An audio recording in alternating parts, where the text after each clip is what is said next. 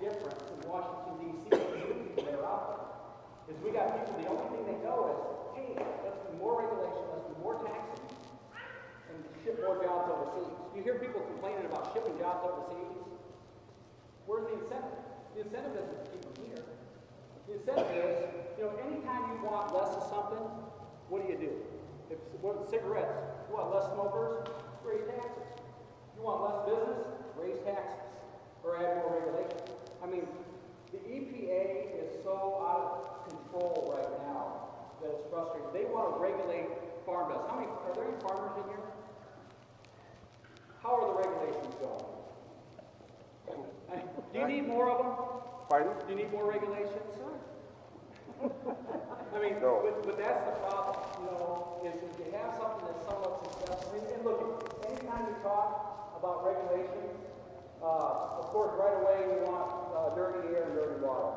Nothing could be further from the truth. The farmer wants to pass that ground on better than the way they had it. But what we do want to get under control is the overregulations, the things that are crushing this economy. That's why did you know, I was reading a pretty good article today, that what's happening is, how we're seeing the jobs, people increasing the jobs.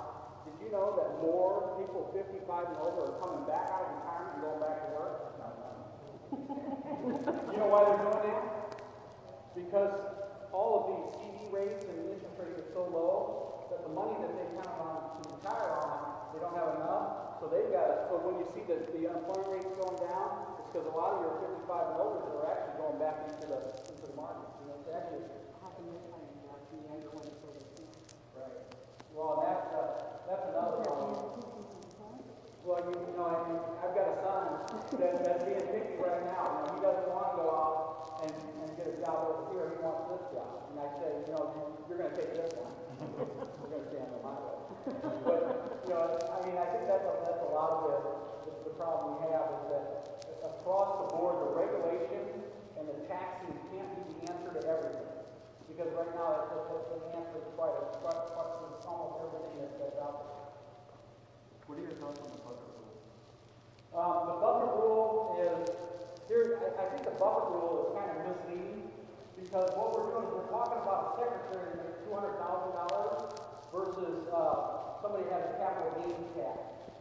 For example, the farmer who has a piece of ground that they pay $800 for, that now is worth $8,000, it's the difference between paying 15% versus paying 40%.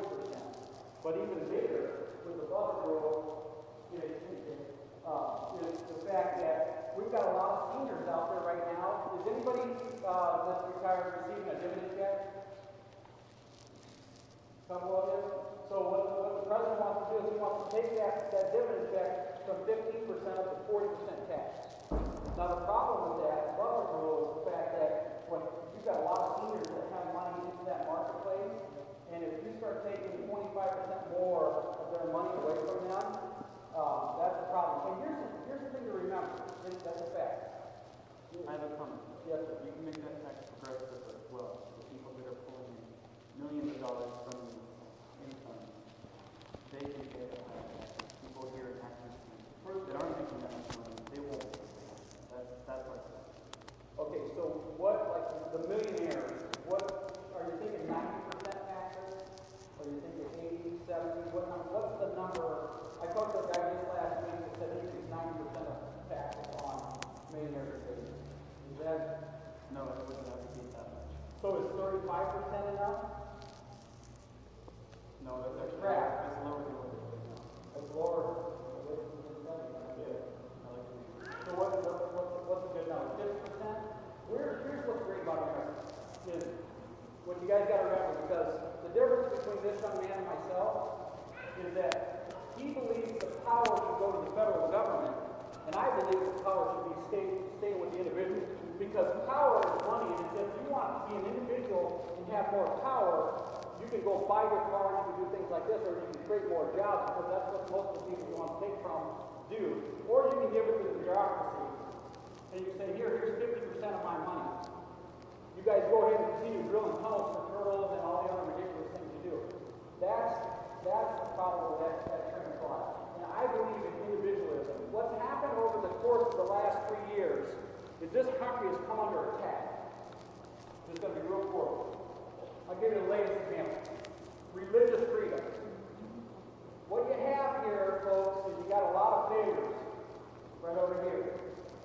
And what you've got to do is you've got to pull out that silver ball. And you got to say, don't look at all these failures over here. Solyndra, Fast and Furious, and everything else that goes along with it. The $5 trillion of debt, $16 trillion national debt. Let's talk about the silver shiny thing over here. Religious freedom. Our religious freedoms are under attack. And what they want to talk about is they want to talk about birth control and things like that. It has nothing to do with birth control, you guys. You know? What it has to do about is forcing a religious organization to do something against their religious beliefs. We're seeing in the courts right now with the individual mandate, which we think will go down in flames because for the federal government to force anybody to buy any product is unconstitutional. But now we're into the religious freedom thing. I mean, we've got some big differences in, you know, I believe that the federal government should not be telling religious organizations, whether they're Catholics, and the folks that say, well, they didn't come after my church. Look at, here's what, I read this somewhere a while ago. They talk about, you know, they went after the Catholics. I was not Catholic. I did not speak up. They went after the Baptists. I was not Baptist. I did not speak up. You know, and they lived off all these different organizations, and then they came for me, and there was no one to speak up. That's where we're at. That's where we're at as a country today. And it's pretty darn scary. People are scared. Think about this for a minute. Social Security, Medicare, Medicaid, Medicare. Every time there's an election cycle, what do you hear? They're going to end Medicare, as you know. Well, as I know, Medicare today is insolvent by 2021, 2024, depending on who you talk to. Anybody in here on Medicare right now? For the last 30 years, the politicians have come out every 2 years and told you they're going to end your Medicare, haven't they? Have they ended your Medicare, sir? You still get it? Not yet? No, they haven't. They haven't ended yet. But that's the thing. It's all about fear tactics. And the thing that I think folks have forgotten is that the American people are pretty darn smart, and they're not going to fall for lies and deceit. People want honest discussion, is what they want. The country needs honest discussion. They want people that are going to be real. They're tired of the career politicians, the politicians that come in and anoint people to seats and kick people out and say, this is my person to run. You know, those days are over. Our country's in a lot of trouble. You know, if somebody would have told me 5 years ago that I'd be sitting in front of you as a member of Congress, I would have told you you're crazy. There's no way I'd ever do this. But I've seen before my own eyes, while I was running my pizza restaurant, raising my family, the destruction of this nation right from my eyes. And I wasn't going to sit back and just watch. And what I'm going to tell each and every one of you, you know, it's not about being Democrat or Republican. It's about being American. And it's time for us all to rise up, stand up, and go take this thing on head on. And we've got to get out in front of it because this is going to be by far the most important election in the history of the United States of America.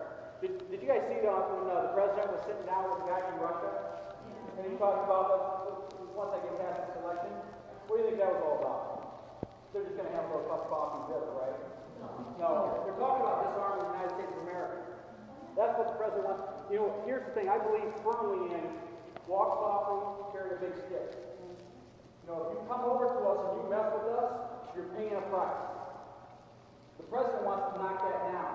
He wants to get it to where we can't even defend ourselves appropriately from those who want to destroy us. And trust me, there's a lot of people out there right now that want to destroy us. There really is. Is there anybody else? I can take this question all day long.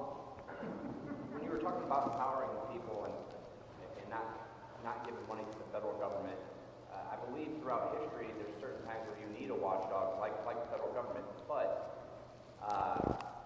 you know, what about the days when we empowered Rockefeller and Carnegie, and then we had to have antitrust laws made up so that you had good working habits and things like that? Don't you think that sometimes the wealthy, when they keep getting their money, they take advantage of it? The middle class, the poor, you know, pretty much stepped on.